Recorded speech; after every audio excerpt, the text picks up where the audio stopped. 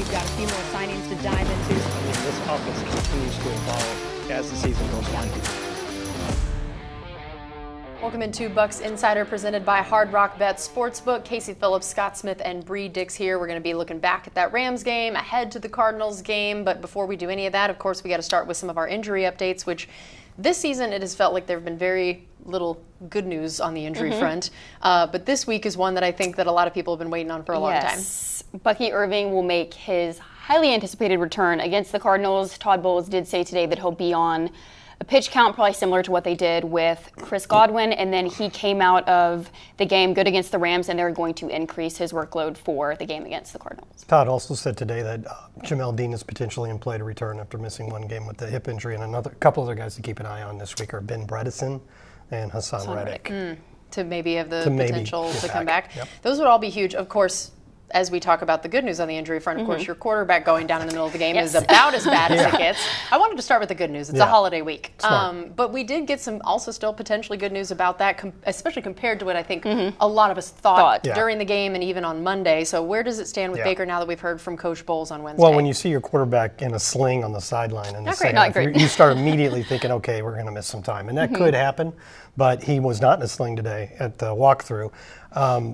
Coach said afterwards that Teddy Bridgewater is going to take most of the reps in practice this week with the first team. But Baker studies so well and already knows the offense so well that if he's feeling fine by Friday, he might have a shot to play on Sunday. So it's not out of the question. And I think it's great because, of course, Teddy had to come in not taking any of the reps last week. It'd be, if he does have to play, it's great that they are getting him those reps. But of course, Baker knows the offense, knows the guys, doesn't need those reps. Rest is so much more important anyway. So it's kind of a win-win on that front. I also feel like it would be such an emotional boost for this team if Baker played. After what you saw last week, you're thinking, we're without our leader for a while. If your emotional leader is back there in the mix, playing through his injury, I just think that's a big boost. So that's nothing against Teddy Bridgewater, who's had a lot of success in his career, but I just think Baker coming back would mean people a lot. love to play for him and fight for him in that way. That's very true. So, all right, let's look back at this Rams game that we know. Do we have to? I know. It's unfortunate, especially, again, before Is it contractually obligated? So sorry. we have to at least look back at it a tiny, tiny bit. Let's start on the offensive side of things. Bree, what stood out to you about that game? Well, I think one of the positives is that the Bucs finished with over 100 rushing yards, and that was the 8th time this season they've done that. And I think you're just seeing that 1-2 punch that they've been able to create with Sean Tucker, with Rachaad White. And Sean Tucker is really good at bouncing runs outside and kind of finding that lateral escape hatch, getting those quick downhill cuts on stretch plays. And then Rachaad White's really turned into kind of the short yardage guy, getting those dirty runs, running hard, but then also he's able to do some things in the passing game as well, natural in the open field. But I just think you're seeing a little bit of what they're able to do against defenses together. And then I know also for me, I wanted to talk about Tez Johnson because even though, of course, this game unfortunately didn't have tons of bright spots for the Bucs, he continues, even during this stretch of losses here, to be a bright spot for them. And now he has 5 touchdowns, which is tied for second among NFL rookies, behind only Emeka Egbuka. So pretty cool, first of all, to know that we have the 2 top touchdown getters among rookie receivers this year on our team. So third most since the NFL merger by a rookie drafted 7th round or later, which I love that or later because there used to be a later. There used to be 17 rounds. There used to be infinity rounds. So yeah, just to see a 7th rounder doing this kind of production, the way he steps up, I mean, truly he's taken that next man up mentality and run with it. And I think it's really exciting to see that he's also being used, in my opinion, in more ways than I expected him to be. I kind of thought maybe he's just that take the top off the defense guy. You're just sending him, use that speed down there. But they've been using him in a lot of different ways as well. And so I think it's cool to see the way he has stepped up and become such an end zone threat when the red zone offense has been a bit of a struggle, that he's stepped up to be a big target there, which is great. For the record, the draft was shortened to 7 rounds in 1994. And since that time, the only guy with more touchdowns as a rookie drafted in the 7th round is Marcus Colston. Remember him? The Saints big-time receiver who they got in the 7th round. So I like that. It's really, before this year, the most receiving touchdowns we've ever had a rookie drafted 7th round or later get was 2. So I mean, he's far away. Running away with that stat. He's well past that. So tell me a bit about third down for you, of what you noticed about them and that being a bit of a challenge this game. you guys did a good job of finding a couple nice things to say about the Rams game because most of it wasn't very good. Right. And this might sound like I'm doing the same thing because I can tell you in the last couple games, the Buccaneers are something like 17 out of 33 on third downs, which is good. That's right around the 50.9% rate that we led the league in last year. So you're thinking they're back after really struggling in that category for a while, but they're a little bit misleading because a very large portion of that is like 3rd and 1, 3rd and 2 runs. And that's, don't get me wrong, that's a good thing. You want to get a lot of short third downs and then be able to convert them, like Rashad White, as you said, has been doing a great job of. But where we're not finding solutions is when it's like 3rd and 7 and you have to throw the ball. Yeah. Yep. And I think that directly traces back to Chris Godwin and Mike Evans being out because they can do things on 3rd down, like a deep out. How good is Mike Evans on a deep out? We don't have guys that are as good at that right now. And so we're still trying to find ways to keep drives moving when you hit a longer 3rd down, and I think that's an issue that's going to need to be corrected for this team to get where it wants to go. Yeah, and I think that also this is a huge part of the whether or not Baker can go and how healthy is he if he goes, because he actually has been a huge boost to our 3rd down conversion rate with his legs. And because he hasn't, as you said, had necessarily the same kind of targets on some of those 3rd and longs, but he's been able to do it with his legs. So he has rushed 16 times on 3rd down this season. 14 of those have gone for first downs, including 2 in this last game. That's the highest first down rush percentage on 3rd down attempts among all QBs with a minimum of 10 attempts. So again, makes it happen. Better than Drake May, better than Josh Allen, better than Lamar Jackson. Amazing, and not something I think that we necessarily expected as one of the biggest ways he would contribute to the team. But man, and we saw even on those weeks where he played, but he wasn't as healthy and didn't really run very often, that was an even bigger contributing factor of, those 3rd downs struggling to get those conversions a bit. So does he play on Sunday, and is he healthy enough to run? Could be a very big factor on that as well. So, all right, we're going to take a quick break. We have a little bit more on that Rams game, and then we'll look ahead to the Cardinals game right after this.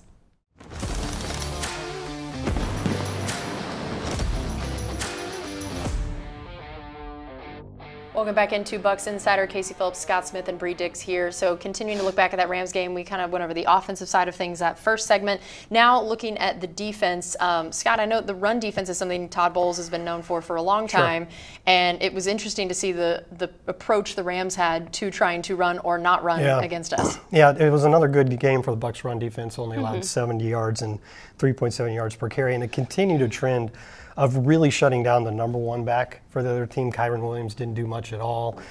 James Cook the week before was really held mostly in check, and the Bucs have done that throughout the season. Really, when they've given up more rushing yards than usual, it's been because the other team had a good running quarterback.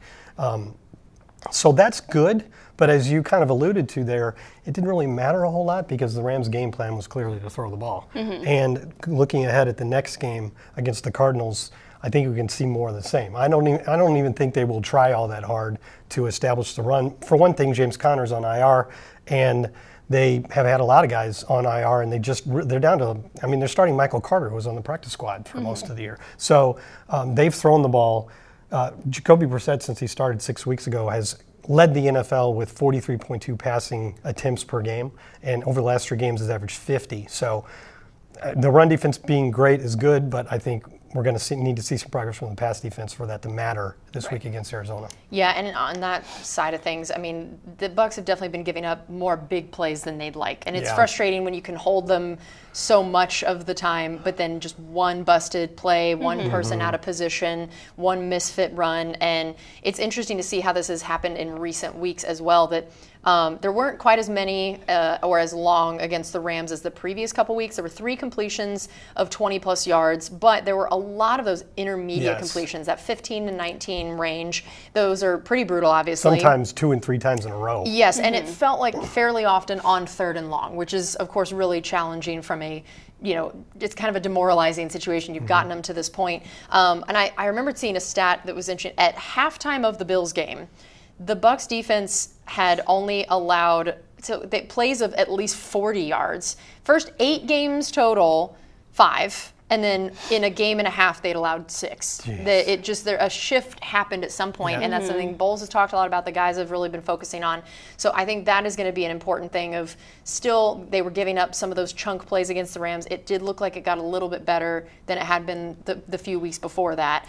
but not giving up the big plays is going to be very, very important moving forward. The problem is, and Bree's going to talk about it here in a second, is the lack of a pass rush. Yeah. Yep, because that makes it very challenging to get that stop because you can only cover for so long. You can only do so many different things in the run game as well. So what have we noticed about the pass rush and what the team has or hasn't been able to do? Well, Yaya Diaby got the lone sack against Matthew Stafford, so he now leads the Bucs with 5. But the Bucs have only had 2 sacks in the last 3 games combined, and only one of those came from an edge. So I think a lot of times they just haven't been able to get that consistent pressure, which sometimes opposing teams have kind of gone with the dink and dunk game to get those yak yards against the Bucs, force them to make tackles in the open field, which that mitigates your pass rush a little bit. But in those 3rd and long situations, you have to be able to get the quarterback on the ground and not, because a lot of times I feel like they've allowed kind of that escape hatch with some of these mobile guys to get out in space.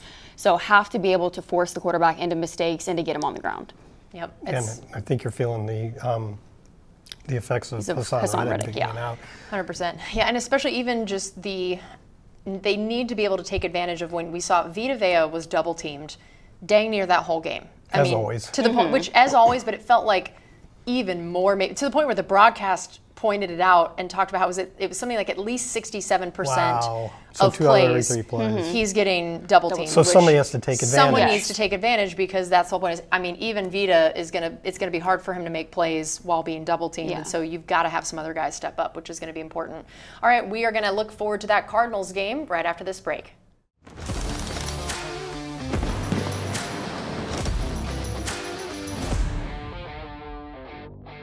Welcome back to Bucs Insider. Casey Phillips, Scott Smith, and Brianna Dix here, and we've now moved on from the Rams game. We've just officially, that's it. 24-hour rule. Turn the page, and now we talk about the Cardinals game. And so this is going to be an interesting matchup. Of course, we know that a record does not always mean very much in this league. Anyone can beat anybody on any given day. So especially when I looked at the fact that their defensive front and pass rush has some star power there. That we have Josh Sweat, who has 9 sacks and 3 forced fumbles, and we also have Calais Campbell, the man who just is he 50? Yes, essentially. He's like 7 feet tall. He is 39. He's like Andre the Giant. He's like 7 feet tall and 50 years old. He is 39 years old, and he has 5.5 sacks and 2 passes defensed.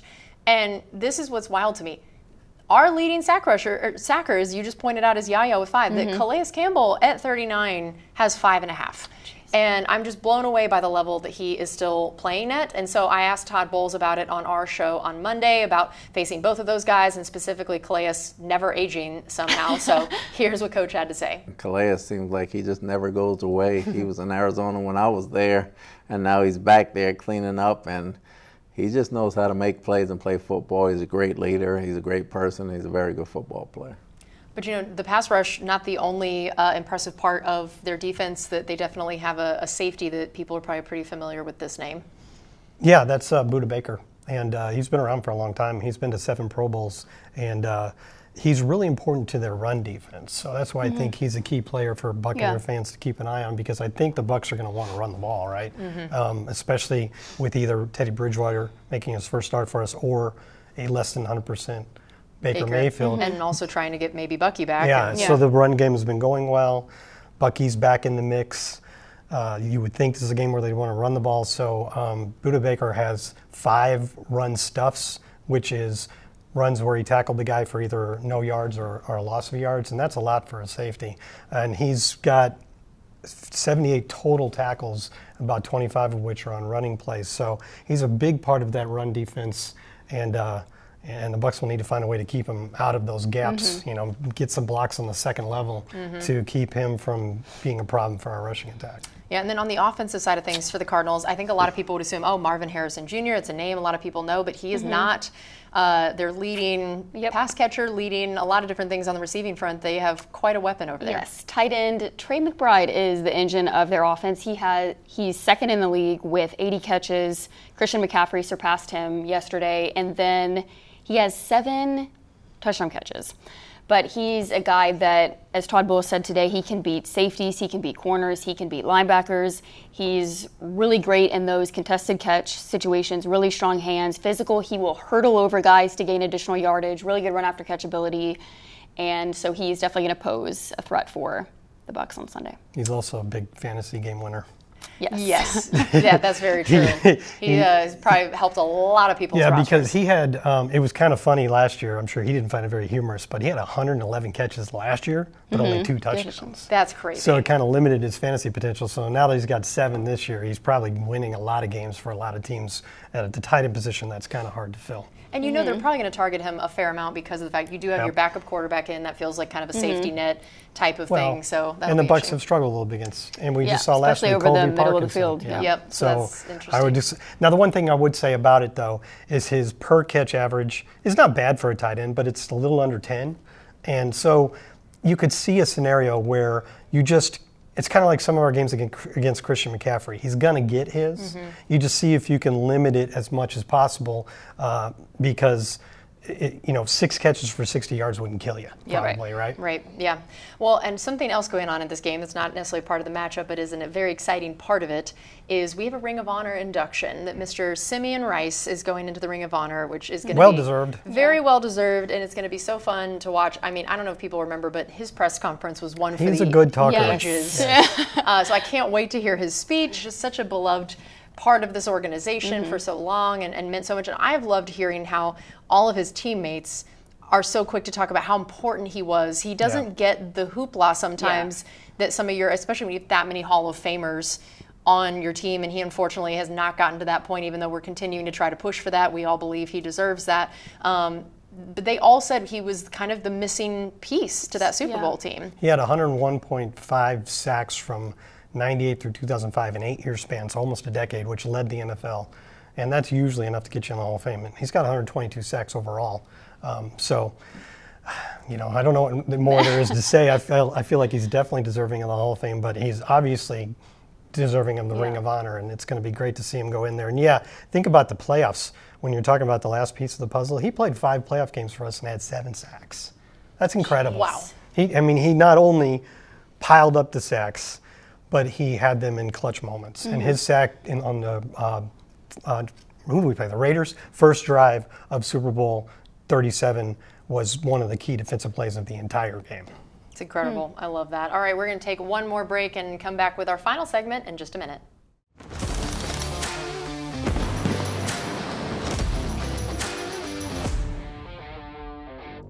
Time for our final segment here on Bucs Insider. Casey Phillips, Scott Smith, and Bree Dix. Let's talk a little fantasy. We always like doing that in this last segment. There's a lot of what should I do with some Bucs players. Yeah, last week I counseled being, waiting at least a week on Chris Godwin, and we saw that he was definitely on the pitch count that they said.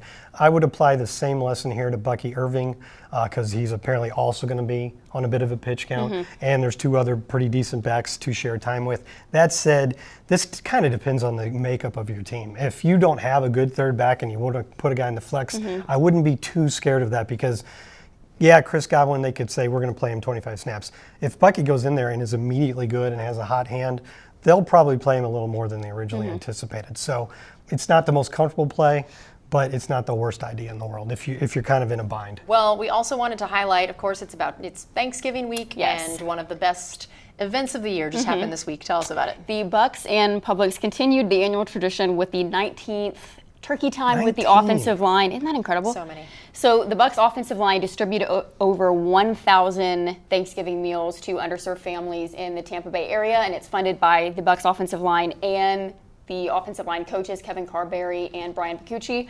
But overall, the annual effort has provided more than 15,500 underserved families with Thanksgiving meals. That is a lot of birds. Every time we talk about this every year, especially when you hear the numbers adding up over the years, I want to rewind a little bit and give some love to Davin Joseph and Jeremy Trueblood, who started this. And if I'm doing the math correctly, if this is the 19th one, then it must have been 2007. And they were rookies in 2006, so this was just their second season in the league. What an initiative. And to start this, that has lasted all this time. And every new group of offensive linemen is so happy to continue this tradition, which is a great thing to see from each succeeding group of guys that they want to keep it going. It's going to hit 20 next year, which is amazing. Yeah. But let's not forget Davin Joseph, Jeremy Trueblood.